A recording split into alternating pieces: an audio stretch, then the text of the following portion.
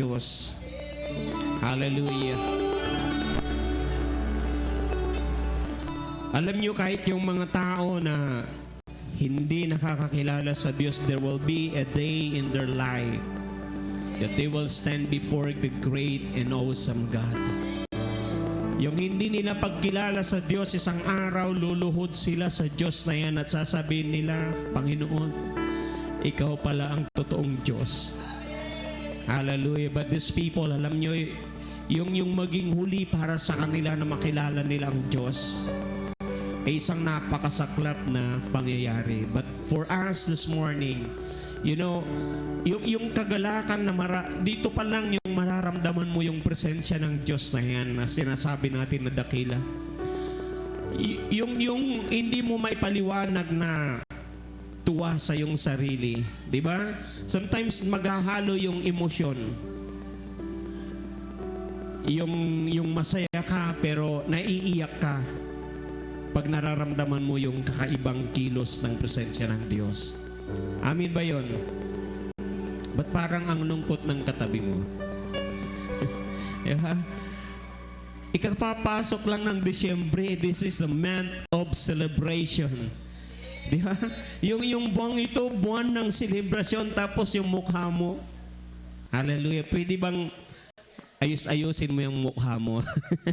Kasi, hallelujah, alam niyo na minsan yung mga blessing na-attract din sa mga mukha ng mga taong masasaya. Hallelujah. Minsan, kahit nga, alam mo yung tao, pag nakikita ka na parang, alam mo yung mukha mo na Jad Pangasinan at Kondot, akabusangot kaya lanang. Amay tuong, alngalago na singgerad sa isika. Untan to mo to say blessing. Di ba? Ami blessing gabay to kaya singger. Nagama ka singger ta naaalofod sa isika. Hello. Kaya dapat na-attract palagi yung blessing sa atin. Sabi mo niyan sa katabi mo, you must attract the blessing. Hallelujah. Lalo na sa buwang ito, itong buwan ito, hallelujah, kung wala kang blessing, naku po, mahirap talaga na, alam mo yung umiti ka, mag-celebrate ka. For alam naman natin na itong buwan ito ay buwan na dapat tayo po ay nagse-celebrate. Amen. Hallelujah. And we do believe na maramdaman po natin, maranasan po natin that we are really celebrating, hallelujah, the goodness of our God, hallelujah, sa buhay po natin. Pwede bang palakpakan po natin ang Diyos? Hallelujah. Sige po, tayo po ay dumako sa salita po ng Diyos. It is found in the book of Genesis, chapter 15, from beginning verse 1, sabi niya dito, sometime later, the Lord spoke to Abram in a vision and said to him, do not be afraid. Pwede bang sabihin mo sa katabi mo, huwag kang matakot. Hallelujah. So, si Lord po ay nangusap, hallelujah, sa pamamagitan po ng vision kay Abraham. At ang sabi ng Panginoon sa kanya, huwag kang matakot, Abram. So yung pangalan niya nung time na ma-meet niya si Lord, Abram. Hindi pa po Abraham. Hallelujah. At ang sabi ng Lord sa kanya, for I will protect you and your reward will be great. Alam mo na, pag-isipin mo na, pag si Lord ay makita mo na ito nga in a vision, God will speak to you, parang si Abraham, siguro magugulat ka. Yung sasabihin ni Lord sa iyo na kung saan, huwag kang matakot, Abraham. For I will protect you. Unang-una sa lahat, sabi ni Lord sa kanya, I will protect you. See, alam mo kasi, alam ni Lord na sa buhay natin, nandoon pa rin na kahit anuman yung sabihin natin na napakaganda ng kapaligiran natin, hindi mo maalis minsan na sometimes may mga pangamba tayo. Tama? Hindi nawawala po yung pangamba kahit sabihin mo na hallelujah, napakatatag mong Kristiyano, dumarating pa rin yung time na nangangamba ka, meron kang agam-agam sa yung puso. That's why ang sabi ng Diyos kay Abraham, sabi niya, Abraham, hallelujah, bago sinabi ni Lord sa kanya na yung reward mo, sabi ni Lord sa kanya, your reward will be great. Bago sabihin yun ni Lord, sabi niya, I will protect you. Amen. Hallelujah. Ano nung sabi ng Lord? And your reward will be great. Sino kaya dito sa inyo na alam mo sa buhay mo, when you have that relationship with God, alam mo na si Lord hindi lang nangungusap kay Abraham, even in your life, even in your family, God is speaking to you na there is a great reward that awaits you and your family. Dinideklara ko yan sa buhay mo. May nag-aantay sa iyo. Hallelujah. Hindi, alam mo ba na si Abraham, nung mapagtanto niya ito, hallelujah, that there is a great reward, sabi niya, but Abram replied, O sovereign Lord, what good are all your blessings?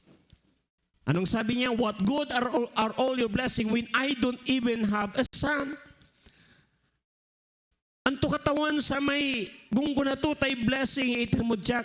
So ibig sabihin, he knows that there is a blessing, a really great blessing from God. Kaya sabi ni Abraham kay Lord, Lord, anto'y gunggunatutan, noong kapulan lamang sa may pangitaran ko'y mana. O, di ba? Hallelujah. Andoon na kung saan, hindi kagad din nakita ni Abraham that great blessing ay na-include sa kanya kahit yung kanyang tagapagmana.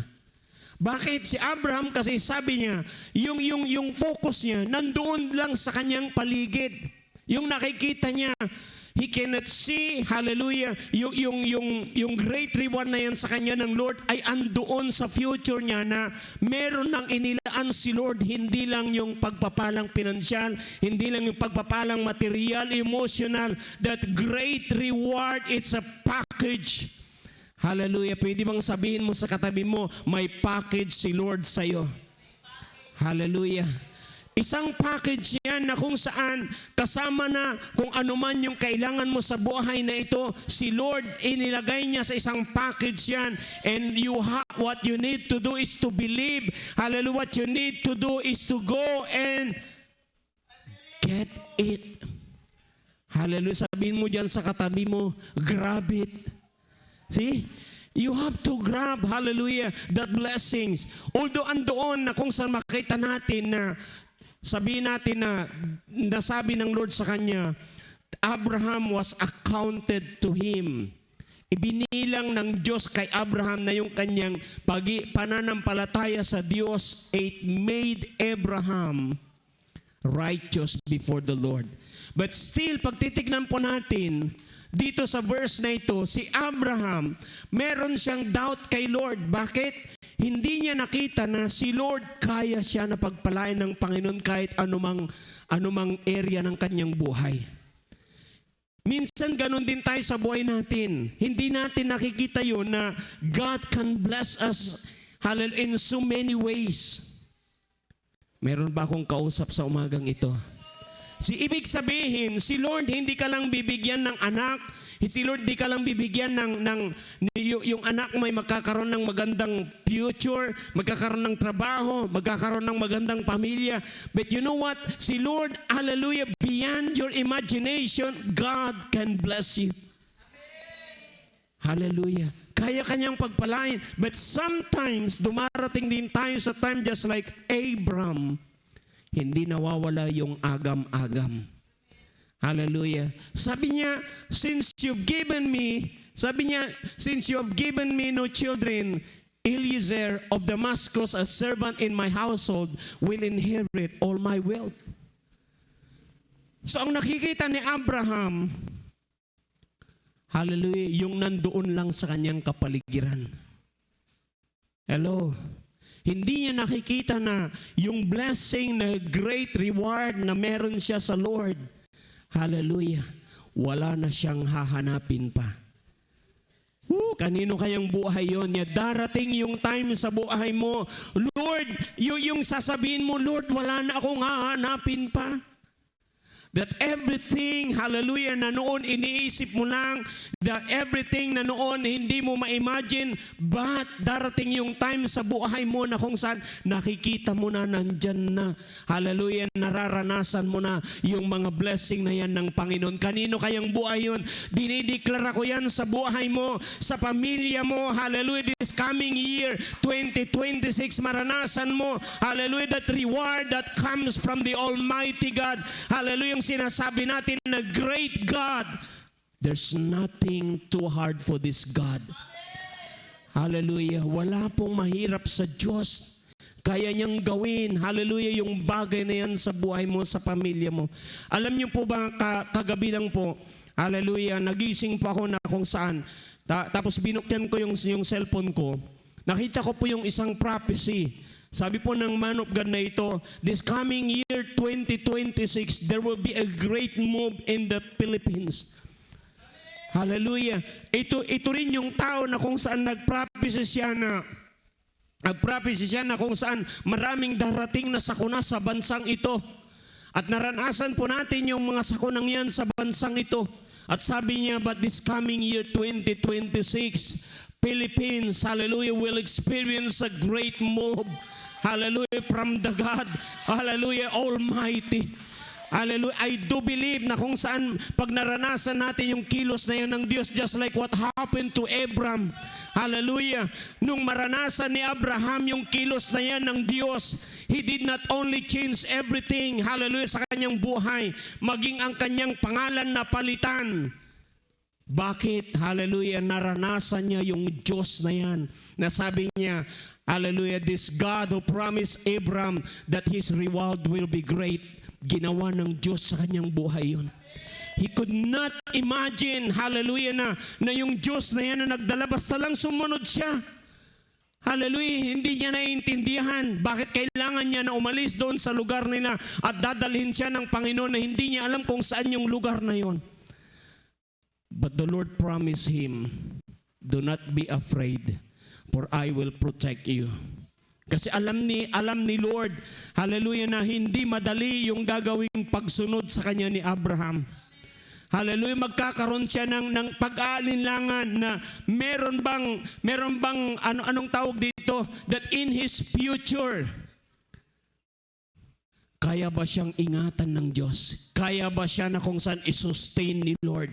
That's why sabi ni Lord, Abraham, I will protect you. Naranasan po yun ni Abraham. That's why, no time na sabi ko nga, natatakot si Abraham sa kanyang buhay. Nakarating siya sa isang lugar na nung sabi niya, nakita ng hari ng lugar na yun na yung kanyang asawa ay napakaganda. At nagustuhan ng hari yung kanyang asawa. Kaya sabi niya, sino kayo? Anong relasyon ninyo? Sabi ni Abraham kay Sarah, huwag mong sabihin na mag-asawa tayo. Sabihin mo, magkapatid tayong dalawa. See? Nandoon yung pangamba niya, natatakot siya. Bakit?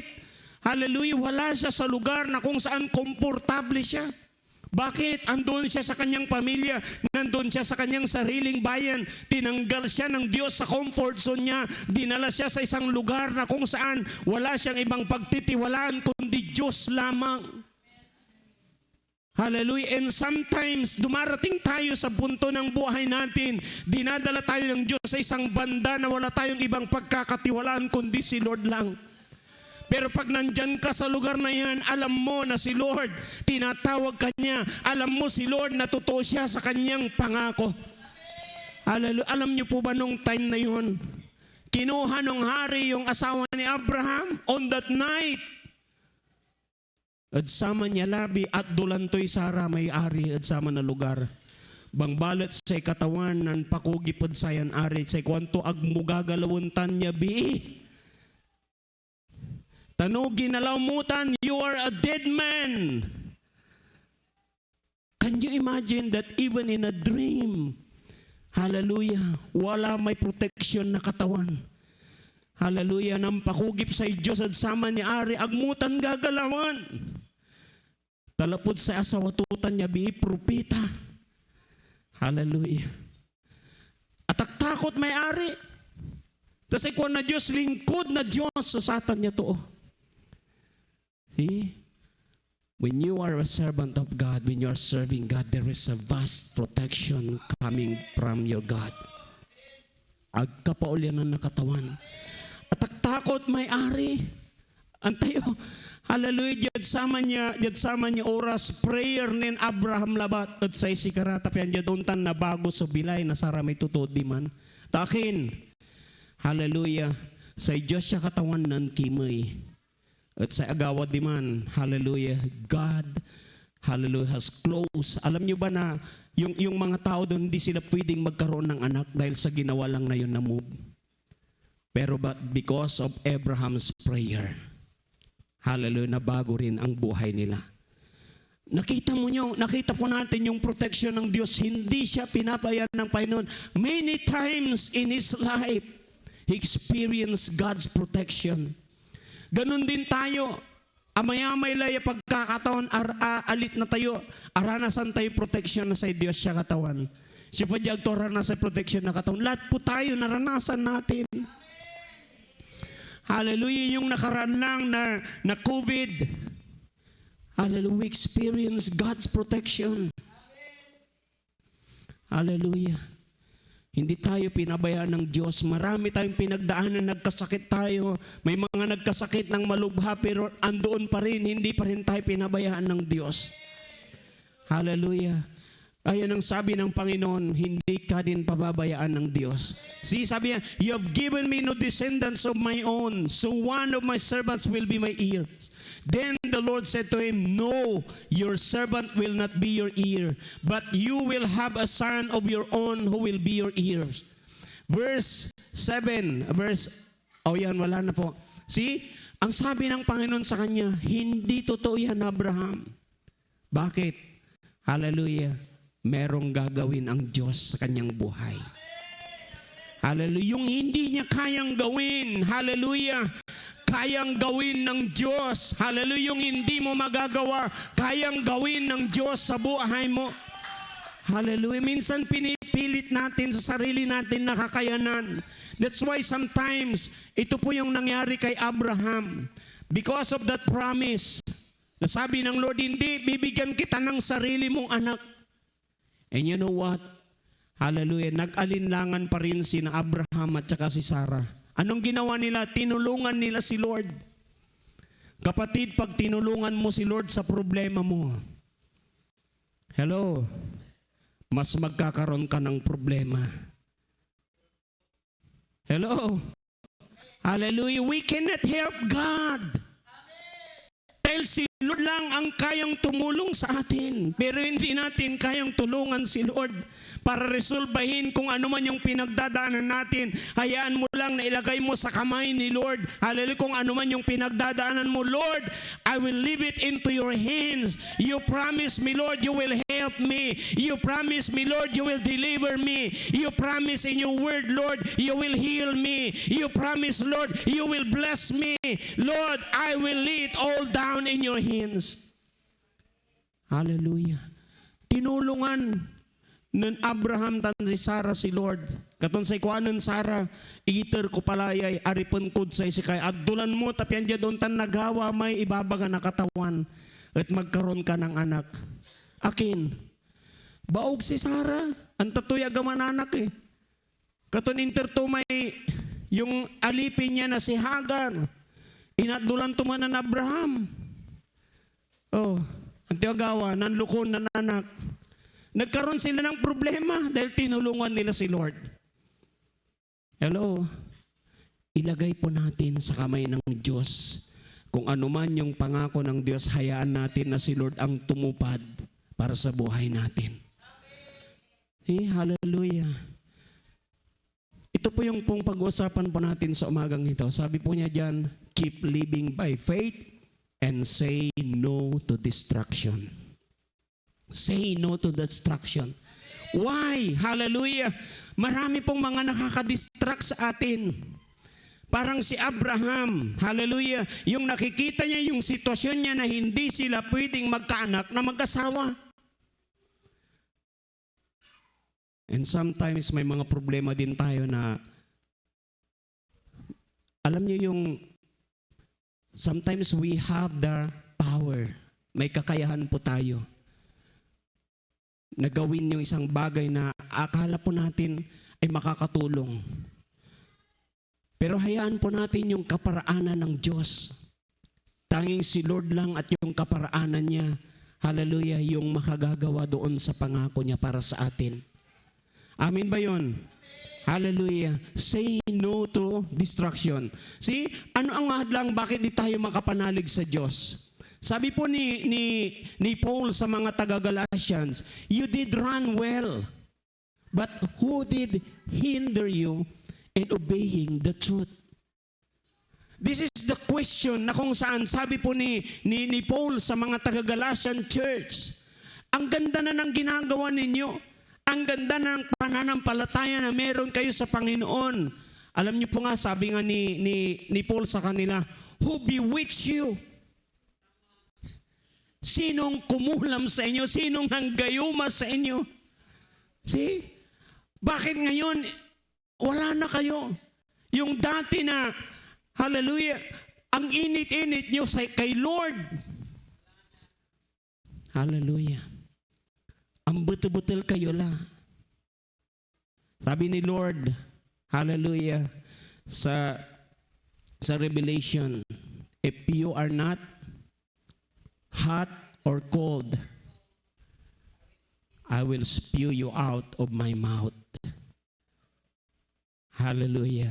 Kung nararamdaman mo yung panlalamig mo, dahil malamig ang panahon ng Disyembre, huwag kang makiayon doon sa lamig ng Disyembre. Mag-init ka sa Panginoon. Amen. Ang mupapaulianan may pananisyam, amay faith mo, dyan sa Diyos siya katawan, niya umbutel, pakasil mo sa may pananisyam, akin wala ray bangat laya, makadistract sa isikatayo. Hallelujah, sa akadistract kandi Abraham, nananang nang to may kawalan to ya sitwasyon niya, ang gapoy capacity to ya, makapan anak ira ng Sara. Sinananang nang to amay kakulangan da, at atang tanagagikira dyan sayan kabusan, kung nakikita po natin, hallelujah, yung kasalatan, yung kahirapan na nakikita natin sa buhay natin, yun yung hadlang, minsan hindi tayo makapanalig sa Diyos. But make it the situation in your life to be your stepping stone, na mas lalo kayong magpursige na manalig sa Diyos. No, minsan, hallelujah, alam nyo, there are two kinds of stones in our life. Hallelujah. Alam niyo yung stone na nakatakip doon sa libingan ni Lazaro? Hallelujah. At habang nandoon yung stone na yun, sabi ng Panginoong Yesus sa kanila, unless you remove the stone, you will not see my glory. Hallelujah. Kaya sabi niya, remove the stone. At ang sabi ng magkapatid, Panginoon, kung tatanggalin natin yung bato na yan, 4 na araw nang nakalibing yung kapatid namin, mangangamoy na siya. Hallelujah. Pero tandaan po natin, minsan inaalis ni Lord yon. Hayaan mo na sumingaw lang yon. Hello? Ibig sabihin ng Panginoon, hallelujah, kung meron mang inire-reveal si Lord sa buhay mo, hayaan mo lang. Kung meron mang ine-expose si Lord para sa kabutihan mo, let it happen in God's way. Bakit? Yung kaparaanan ng Diyos, gusto ka ng Panginoon na mapagpala. Gusto ka ng Lord na makita mo, na maranasan mo. Sabi niya, hanggat hindi niyo tinatanggal yung bato na yan, you will never see the glory of God. See? Bato na nakatakip, kaya hindi natin nakikita yung kilos ng Diyos. Yan yung humahadlang sa ating mga pananampalataya. But there is another stone, and that stone could be a stepping stone. Hallelujah, na hanggat hindi ka umaapak dyan, hallelujah, hindi mo rin makikita yung pagpapala na gagawin ng Diyos sa buhay mo. Hallelujah, nasa sa atin po, mga kapatid, kung tayo po ay magpapa-apekto sa mga nakikita po natin. Ito po mga Galatian Church, minsan parang tayo din, nararanasan din po natin yung mga sitwasyon na yan.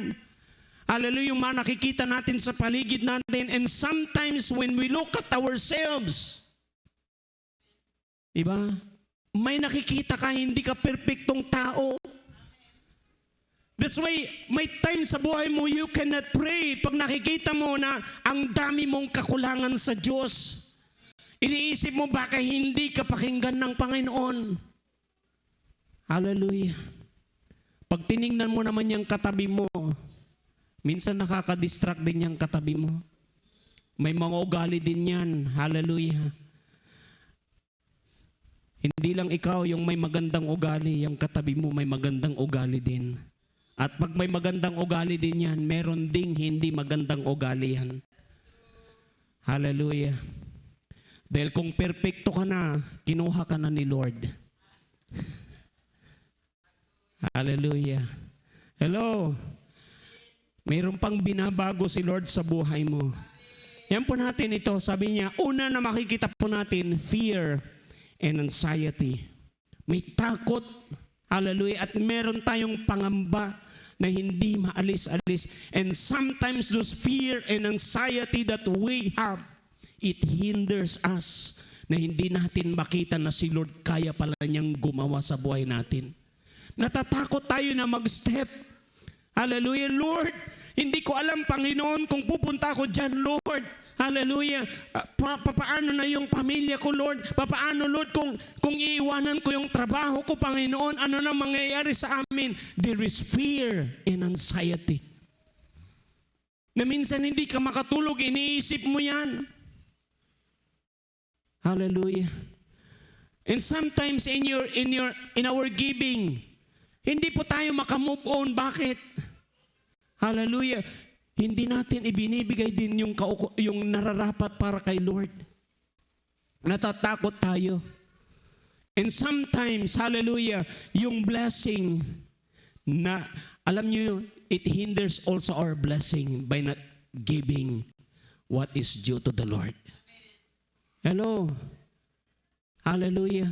Numaminsan sa blessing tayo, barado. Akin, amay parad katawan, agmui iter. No arumang kalaw ka. Alam niyo minsan kahit tayo po Kristiyano, pinapadaan tayo ni Lord sa isang sitwasyon that we will even realize sa buhay natin, mayroon tayong bagay na hindi ginagawa para sa Panginoon. Hello? When we are worrying, sabi niya, it will be hard for us to believe in God. Pag nagwo-worry na tayo. Hello? Pero ag tayo na irata ng sitwasyon. That's why sabi ng Lord kay Abraham, unang-una, do not be afraid. Kasi alam ni Lord, meron yun eh. Dumating ako, kahit ako po, natakot din po ako, nangamba. Hallelujah. Alam niyo yung mga maraming gabi na hindi ako makatulog. Pangamba yun. Anxiety. And the word anxiety means fear of the future. Iniisip ko din yun. Lord, kung kukunin mo na ako, Lord. Di naman ako natatakot. Sabi ko, kaya lang, pinapangambahan ko rin yung anak ko. It's the future. Diba? Sino hindi natatakot dito na pag kinuha ka na, hindi mo iniisip yung anak mo? Iniisip mo yun. Kailangan ko pang, alam niyo yung isip natin, alam na ni Lord yan, iniisip mo na kung saan, pero we do not know, each of us, our life, lies in the hands of our God. Na kay Lord lang yung buhay ng bawat isa sa atin. Fear and anxiety. Pangalawa, feeling insecurity. Yan si Abraham. Meron siyang feeling na insecurity. Bakit? Wala eh, hindi na ako magkakaanak eh. Matandaan na ako eh. Yung asawa ko, baog pa. Di ba? Hallelujah. No, minsan yan sa isika tayo, wala ratan niya feeling tayo insecurity at samay sa kaya banda na sa bilay tayo. No maminsan na insecure ka, taliw kan magana. Feeling mo labat man. Di ba? Yun nga feeling, insecurity. Hallelujah. Minsan nababaingan ka parang alam mo may wala kang guts. Ang hindi kasi natin nakikita, yung nakikita ng Diyos sa atin.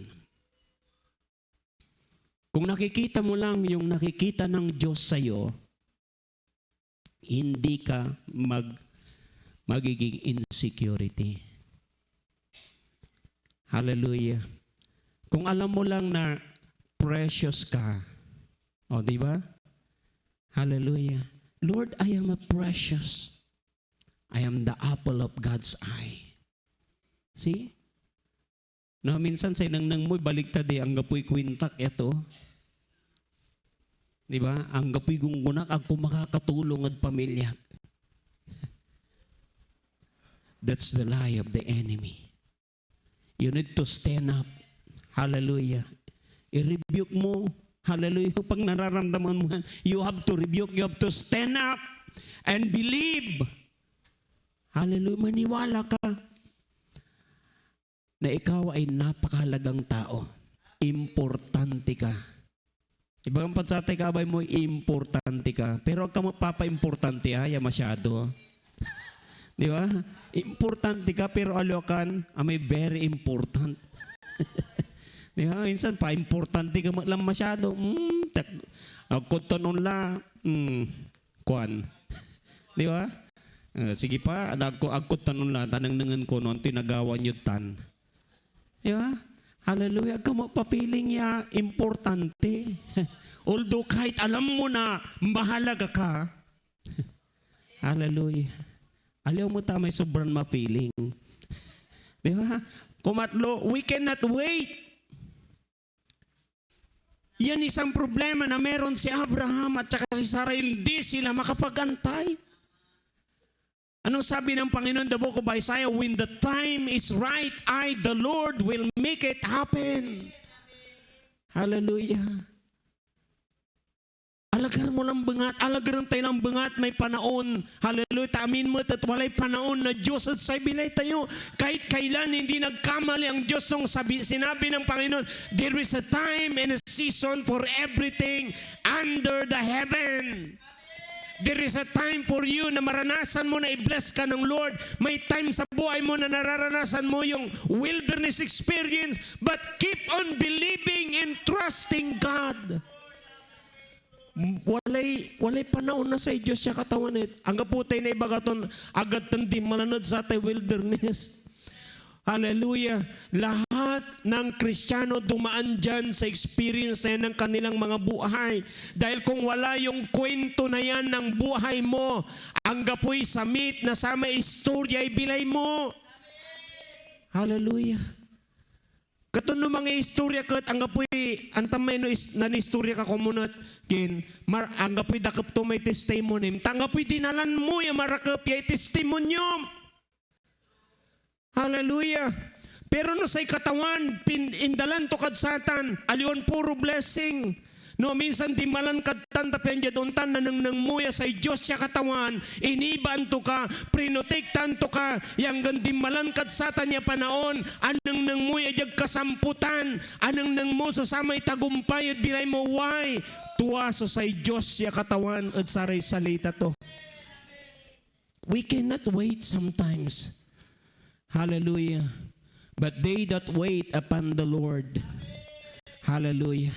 No, minsan nung kakapoy ka, pero when you wait on God, sabi ni Lord, the Lord will renew your strength. Hallelujah. Umbis kag kalamat, katawan, hallelujah, lakalamot at kapilya mandayo, Diyos siya katawan akin, nananang ng may sarili, you're just waiting on the promises of God, and day by day, you experience God's help, you experience God's blessing, you experience, alam mo yung kalakasan mo sa bawat araw kahit nangihina ka, pag ikaw ay alam mong mag-antay sa Diyos. Hallelujah. Papasimbaloon na katawan sa samay bilay mo. Hallelujah. Amay ang gano na naksawan ka lakumon, agmunalit namin na naksawan ka. Hallelujah, because it's a very good thing to wait on the Lord. Hallelujah. Kumapat. Yan. We do not know personally who promised us. God is able to do what He promised us. Sometimes we do not have that experience. Hallelujah. Amay agtayo kabat niya masyado sa samay Diyos yan ang pormisa. If we know Him personally, we will entrust everything to His hands. Ang dami niyang pangako, alam natin. I know the plan I have for you. Pero sometimes dumarating tayo sa buhay natin, we keep on planning. Hallelujah. Walang masama na magplano tayo. Pero yung plano natin, inilalagay natin sa kamay ng Diyos. Panginoon, ito yung plano ko sa buhay ko sa taong ito.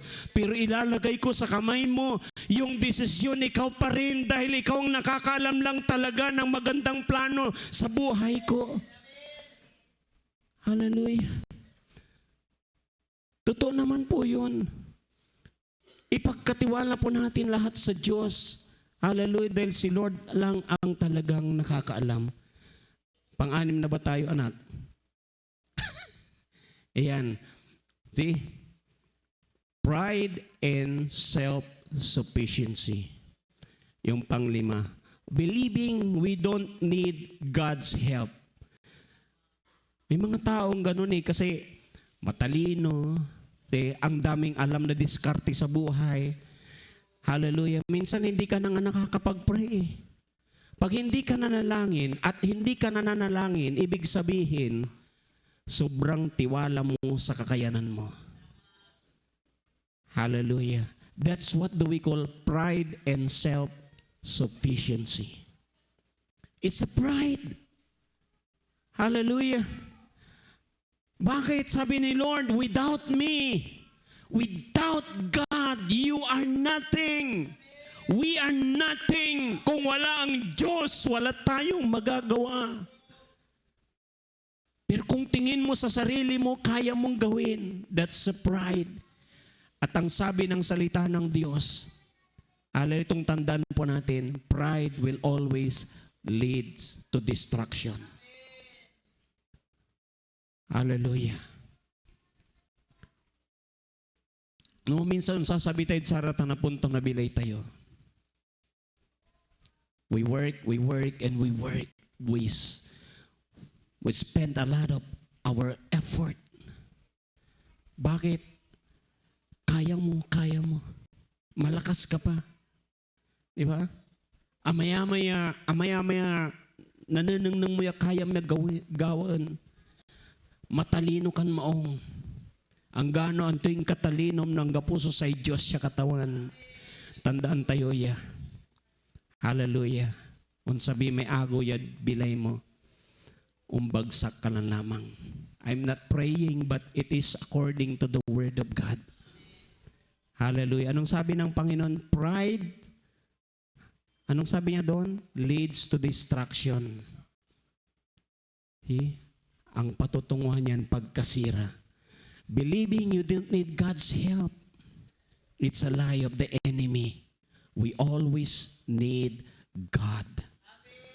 Kailangan po natin ng Diyos. At yung pinakahuli, dito po meron pong kwento. Sabi po niya dyan, one of the Pharisees asked Jesus to have dinner with him. So Jesus went to his home and sat down to eat. When a certain immoral woman from that city heard he was eating there, she brought a beautiful alabaster jar filled with expensive perfume. Then she knelt behind him at his feet, weeping. Her tears fell on his feet, and she wiped them off with her hair. Then she kept kissing his feet and putting perfume on them. When the Pharisee who had invited him saw this, he said to himself, if this man were a prophet, he would know what kind of woman is touching him. She is a sinner. yung pinakahuli na makikita po natin, ito pong sabi niya ng verse 6. Yan, when you are judgmental. Hallelujah. What hinders this man, yung pagiging judgmental niya. Sabi niya, kung propeta ito, dapat alam niya na itong babaeng ito ay makasalanan. No, minsan walad si katayuraman niya klase na espiritu, judgmental spirit. Madali po tayo na kung saan i-judge yung isang tao. Tandaan po natin, there's only one judge. Hallelujah. And one day we will all stand before that judge. Kaya sabi ng Matthew chapter 7, anyan, judge not so that you will not be judged. Hello. Agtayo ko mun masyadong judgmental singasayan to. Amis to, my blessing to. Si Lord limad abong to. Pag si Lord pumunta sa bahay ng isang tao, i-expect mo yan na merong gagawin si Lord para sa'yo. Hello. Hallelujah. Alam niyo yung nangyari doon kay, sino yun? Si Obed-Edom. Unexpected yung blessing na dumating sa kanya. You know why?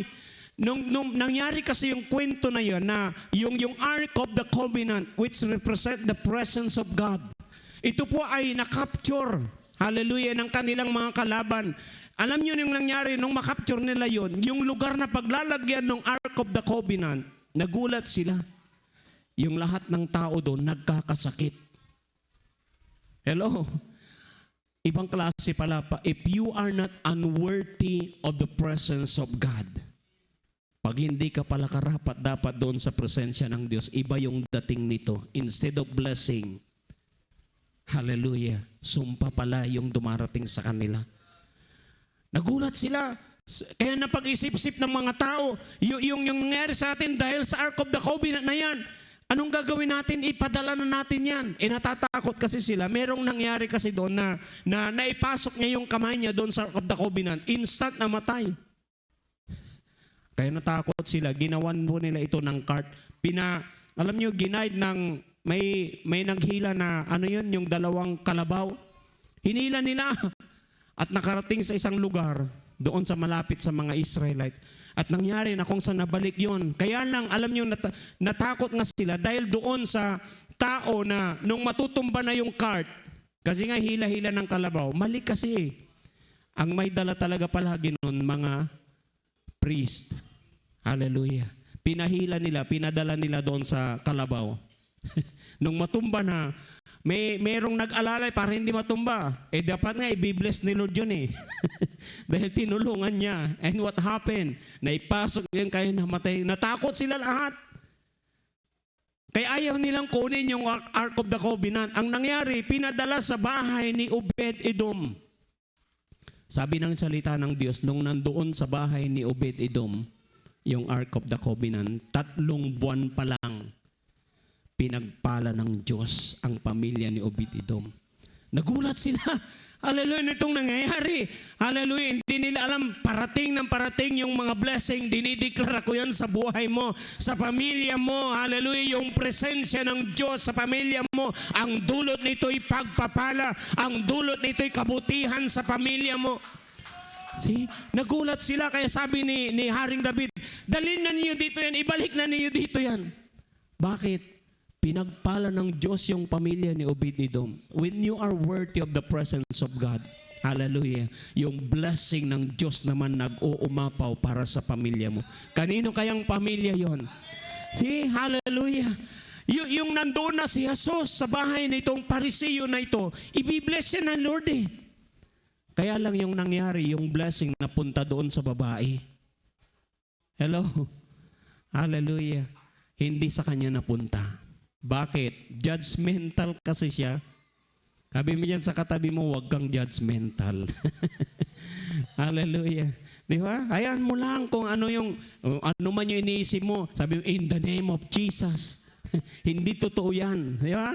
Alam, minsan pinag-iisipan mo yung tao na ganyan, masyado kang advance. Hello? Iniisip mo, sigurado yan, sa nibay arelanang iratan na ani malukunlatan. O, di ba? Hallelujah, that's judgmental. Hallelujah, it's one of us.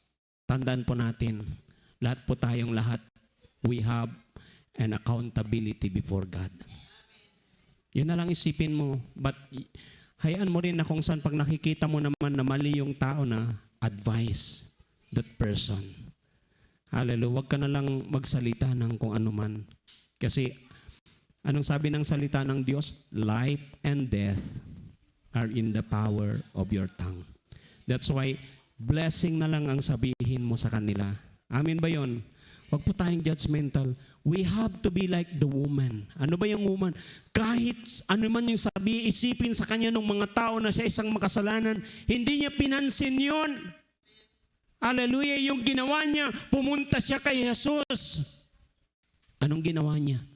Inanoint niya yung paa ni Jesus ng alabaster jar na yan. The very expensive perfume. Hallelujah. Lumuhod siya sa harapan ni Jesus. And you know what? Pinagpala ng Lord ang babaeng ito. Huwag mong hayaan yung mga distraction na yan. Kung anong iniisip nila sa'yo, hayaan mo na mag-isip lang sila. Basta ikaw, gawin mo kung ano yung alam mo na tama. Hallelujah. At kung ano yung nakakalugod sa Diyos. See? Mag-isip lang sila. Hallelujah. At hayaan mo naman na pag-isipan ka ni Lord na pagpalain. Amin ba yon? Pwede ba tayong tumayo lahat at atin pong pasalamatan ng ating Diyos sa atin pong mga buhay? Hallelujah. Keep believing. Hallelujah. And say no to destruction in your life. Ano man yung sabi ni Paul, you did run well. Hallelujah. Look at yourself this morning. Nakikita mo ba yung sarili mo na ang ganda ng pananampalataya na meron ka? Sobra yung umaapaw, yung kagalakan mo, nananalig sa Diyos. Pero may mga time sa buhay mo na nadidistract ka ng mga circumstances. Mga tao na nakapaligid sa iyo. Mga nakikita mo na nangyayari. Hallelujah. And sometimes, parang yung nangyayari sa bansa natin, hindi mo alam kung sino yung paniniwalaan mo, kung ano yung katotohanan sa mga balita. Hallelujah. Ang importante, kapatid, hindi nawawala yung pananalig mo sa Diyos. Why? Dahil sabi ng Panginoon sa kanyang salita, Jesus Christ is the same yesterday, today, and tomorrow. Sa Kanya nag-umpisa yung pananampalataya natin. Hallelujah. Sa Kanya rin magtatapos. He's the perfecter of our faith. Magtiwala tayo sa Diyos. Manalig tayo sa Kanya. The same God who promised Abraham,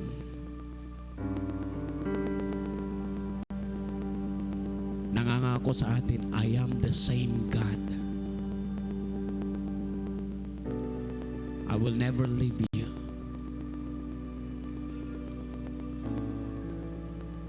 And I will never forsake you. I will help you. God is saying to you this morning, He will help you.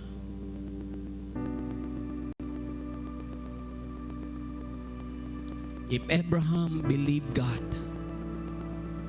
at ang sabi ng salita ng Diyos, because of Abraham's faith, ibinilang sa kanya yung kanyang pagiging matuwid sa harapan ng Diyos dahil sa kanyang pananalig. Lahat ng tao na nasa Bible na tinatawag na mga heroes of faith na yan, it is because they believe God. Andoon yung pananampalataya nila. Hindi sila nawala ng pag-asa sa Diyos. Hallelujah. Dahil yun yung sabi ng Panginoon, mula sa kanyang mga pangako, tinupad niya. Kaya itong mga taong ito, hallelujah, sila po ay napakagandang halimbawa para sa atin. Isang araw yung buhay na meron ka, yung pananampalatayang meron ka, maaring hindi man nasulat yung pangalan mo doon sa Bible, But you know what? Sa puso ng mga tao na nakakilala sa iyo, isa ka sa mga halimbawa na tinularan nila ng kanilang mga pananalig sa Diyos. Maaring hindi mo yan nakikita sa ngayon. But you know what? There will be a day in your life na itong mga taong ito magpapasalamat sa iyo. Hallelujah. Sasabihin nila kung hindi dahil sa iyo, hindi sila naligtas. Kung hindi dahil sa iyong pananampalataya na kanilang tinularan, wala sila sa isang sitwasyon na sila'y pinagpala ng Diyos, na sila'y nagkaroon ng kaligtasan dahil sa pananampalataya na tinularan nila mula sa iyo. Mga kapatid, sa umagang ito, huwag tayong mawalan ng pag-asa. Kaya nang sabi ni Paul, huwag kang manghinawa na gumawa ng mabuti. Dahil sa tamang panahon, aani ka. Huwag kang manghinawa sa iyong pananampalataya sa Diyos. Dahil may mga taong nakatingin sa atin. Hallelujah. At yung mga taong yan, hallelujah, bawat kilos mo pinagmamasdan ka nila. Sa bawat sitwasyon na pinagdadaanan mo sa buhay, mga taong yan nakatingin sa iyo kung ikaw ba ay patuloy pa rin na maglilingkod sa Diyos sa kabila ng lahat ng napakahirap na sitwasyon na pinagdaanan mo. And yet, you did not only survive, but you thrived because your faith, yung pananampalataya mo, hindi ka give up. Hallelujah. Pwede bang itaas mo ang kamay mo sa Diyos? Sabihin mo sa Panginoon, Lord, hindi ako mawawalan ng pananampalataya sa iyo. Patuloy akong magtitiwala sa iyo, Panginoon, O God. Patuloy kong aantayin, O Diyos, hallelujah. Gaya ng sabi mo, Panginoon, sa iyong salita, that a farmer who is worthy enough is waiting for the proper time. Yung una at huling patak ng ulan, kanyang inaantay. Hallelujah. Panginoon, sa araw na ito, Diyos, sa oras na ito, kami po'y nagpapakumbaba sa inyong harapan. I am praying, God, give us that heart, oh God, that kind of heart that we will keep on waiting for the right time.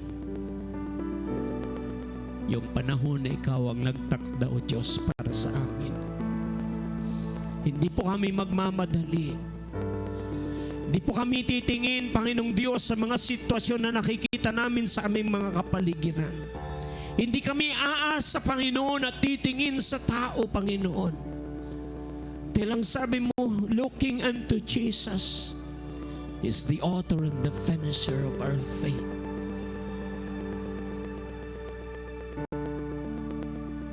We look our eyes on you. Dahil ang taong tumitingin sa iyo, Panginoon, kailanman hindi matitisod. Hallelujah. Hindi kami titingin, Panginoon, O God, sa kamalian ng aming mga kapwa mananampalataya. Kami titingin sa iyo, Panginoon.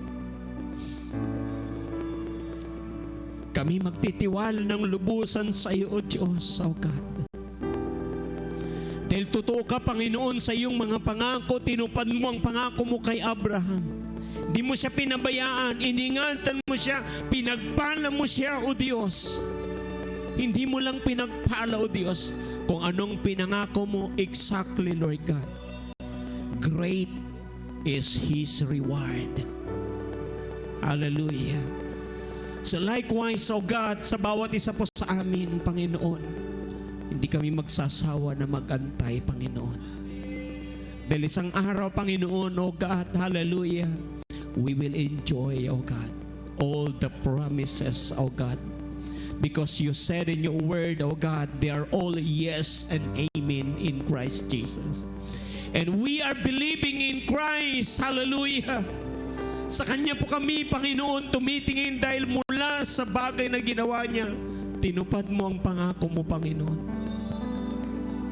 He died on the cross, O God. He has redeemed us, O God. He has redeemed us, Lord. God, thank you so much, O God, for that gift of life. Thank you so much for every gift, a good gift and a perfect gift. Because they are all comes from above, from the Father of light. Salamat katawan at sa iyong kabusan. Salamat o tunggal bilay o Diyos, tunggal pamilya katawan. I am praying for all these people, including their families. Oh God, bless them. Fulfill your promises. Gaya ng deklarasyon ni Joshua, Panginoon, O God, sabi niya, not one good promise from you has never failed in his life. Yung sasabihin ng bawat pamilyang ito, Panginoon, not one good promise has failed. Yung naranasan nila, Panginoon, O God, at masasabi nila, O Diyos, O God, totoo ka na Diyos. Totoo ka sa iyong mga salita. Mapapanaligan ka namin, Panginoon, O God. Maraming salamat, Panginoon. I-bless po ninyo ang bawat pamilya. Hallelujah. Ayusin ang bawat relasyon. Hayaan po ninyo, Panginoon, that there is love, there is peace, there is unity in every family, Lord God. Hallelujah. Salamat katawanan. We trust everything. We trust our life in your hands, oh God. We thank you, Jesus. I'm also praying for the symbol of your body and your blood, oh God, as we partake the communion. Seal every word, oh God, that we have heard. Seal every promise, oh God. Hallelujah. And even our life, oh God, silyuhan mo ng iyong makapangyarihang banal na dugo at ng iyong katawan. And Lord, with this life na meron kami, will bring honor and glory to your name alone. Thank you, Jesus. In Jesus' name, Amen. Sige po.